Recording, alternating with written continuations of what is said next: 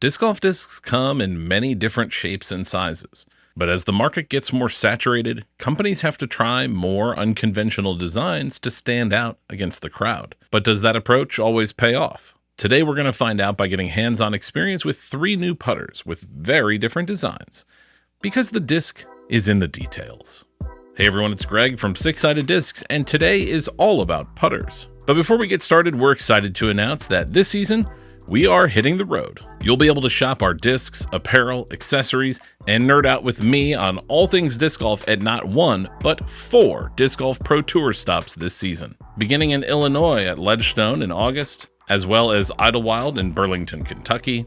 We'll be making a brief appearance at D-Glow in Milford, Michigan in September. And you can catch us all 4 days of the Pro Tour Championship in Lynchburg, Virginia in October. Plus, we'll be attending over 10 additional professional and amateur events around Central Ohio. Dates, event, and ticket information can be found on the Disc Golf Pro Tour website at the link in the video description. And you can follow us on Facebook or Instagram, or subscribe to our email newsletter for updates on where you can find us. We can't wait to see you out there this season. But now, let's talk about disc design. It's not uncommon these days to get a new disc from a company, only to find out that it's a carbon copy of another company's disc, or something close to it.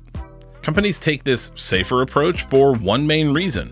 If a disc sold well for a different company, it'll probably sell well for them.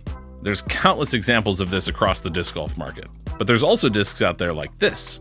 Designs that are completely unique, unlike anything else on the market.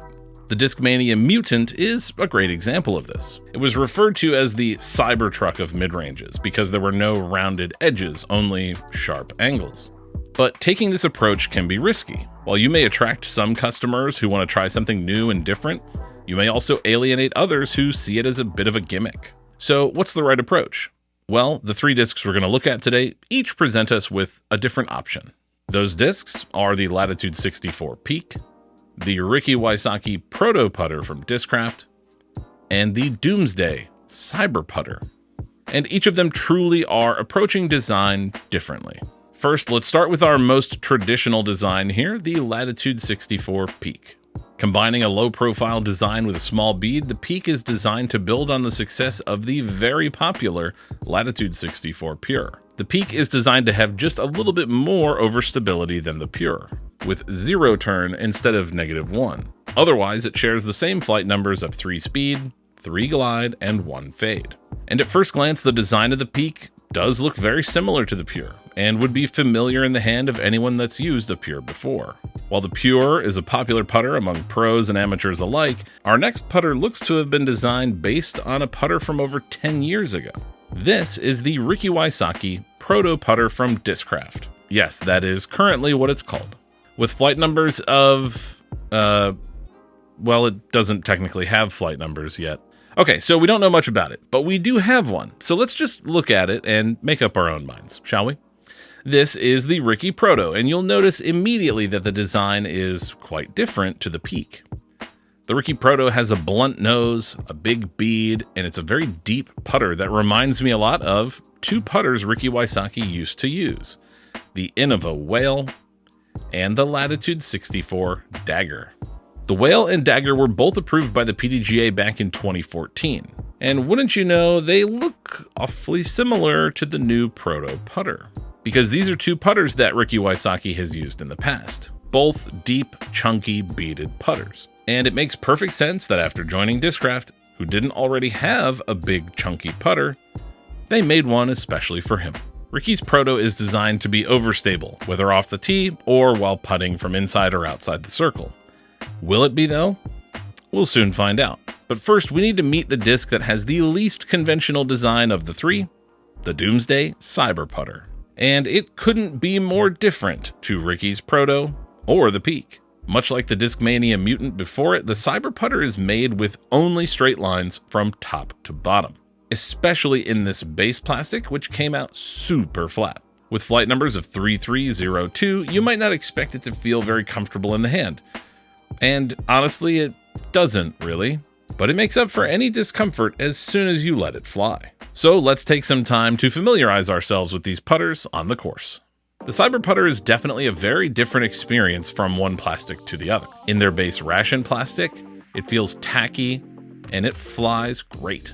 Off the tee, Caleb got a super straight flight, and so did I, albeit not nearly as far. If you put it on a little more hyzer, you can get some extra fade at the end of the flight as well. It even performed well in a ripping tailwind. Caleb really put some power into it, and it still resisted turning over.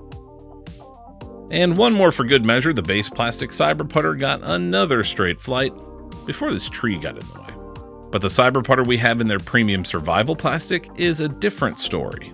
It's super domey, and let's just say it was difficult to get used to compared to the ration base plastic.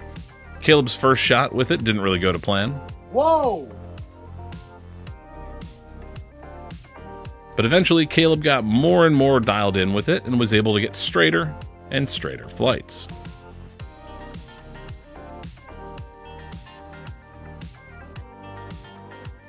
Once again, Caleb was able to power up on it in a tailwind and get a nice, slightly overstable flight. I also found it pretty tricky to get used to. This was probably my best shot with it. And that's really the challenge with making a disc that's a totally new, unconventional design. You run the risk of players not being willing to try it, and players having issues adjusting to it if they are willing to try it.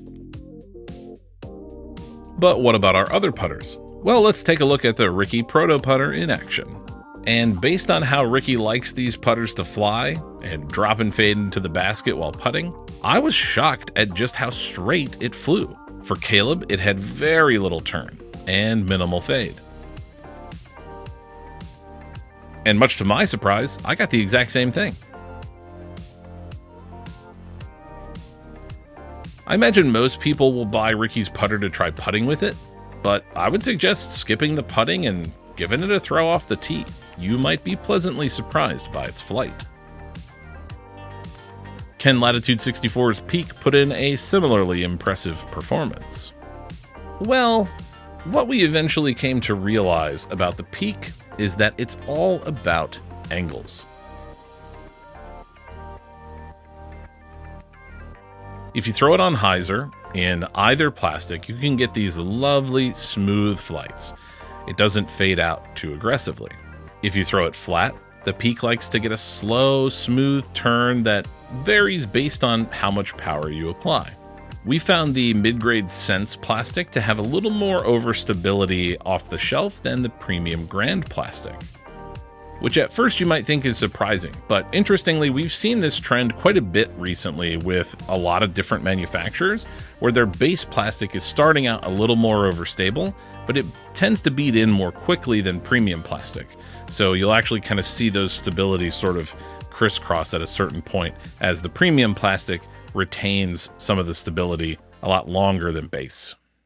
Now, despite the volume of putters that we test on our channel, we don't typically test our putters for putting. And that's because putting is such a personal thing. It is such a mental game and comes down to confidence and what feels good in your hand and whether you have a good routine. And it's really hard to then give useful information or impartial, factual information about putting with a disc that you've never felt. But what I can do is show you, factually, what happened when I handed Caleb each of these putters to putt with. The Peak hit the chains on the first try, no problem. Ricky's Proto putter nailed the basket on the first try as well. But the Cyber putter, well... This one's a little weird. Oh yeah, that's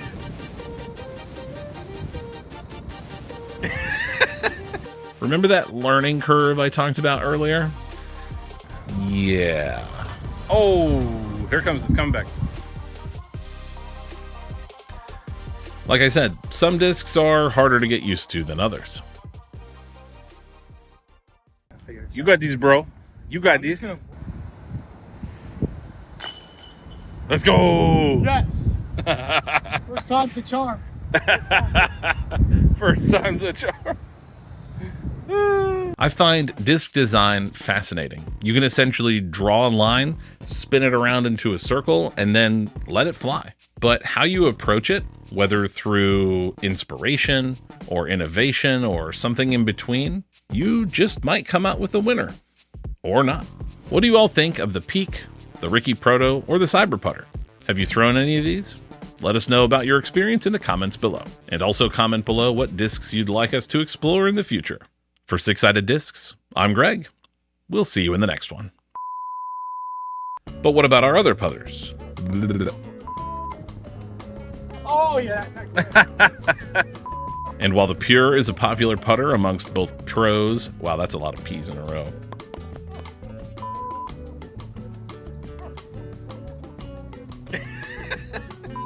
You got this. This is part of the story of this disc. Oh, here comes his comeback. No wind, no wind. I'm getting upset. And also let us know what discs you'd like to see us explore in the future. That's a mouthful.